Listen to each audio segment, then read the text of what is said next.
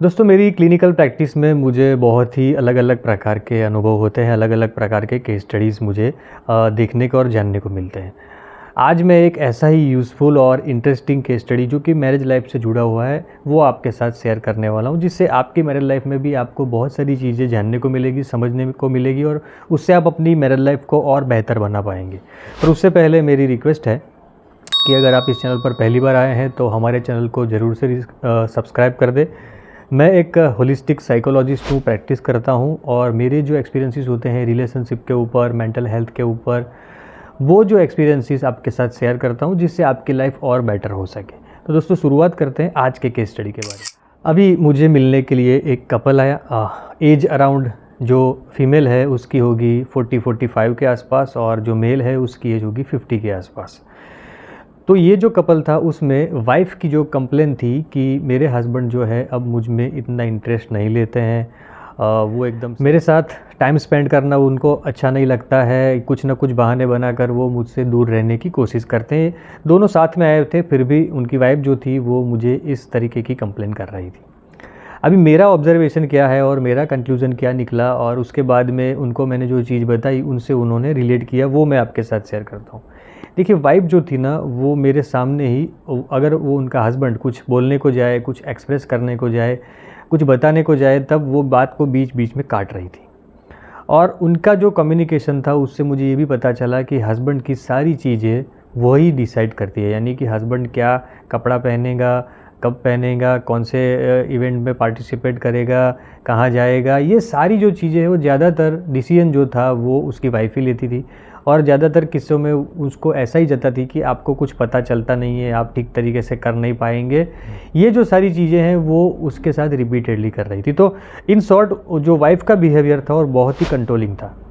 वो ऐसा समझती थी कि उसके हस्बैंड को कुछ पता नहीं चलता है, तो ज़्यादा से ज़्यादा डिसीजन वही लेने की कोशिश करती थी। उसकी वजह से उसके हस्बैंड को उसके साथ में बहुत ही लो कॉन्फिडेंट फील होता था, उसके साथ कंफर्टेबल फील नहीं होता था, जिसकी वजह से उसको ऐसा लग रहा था कि मेरी वाइफ के सामने मैं कुछ भी नहीं हूँ। उसका कॉन्फिडेंस गिरता जा रहा था और उसकी वाइफ का जो कॉन्फिडेंस है वो ओवर कॉन्फिडेंस में कन्वर्ट होता जा रहा था।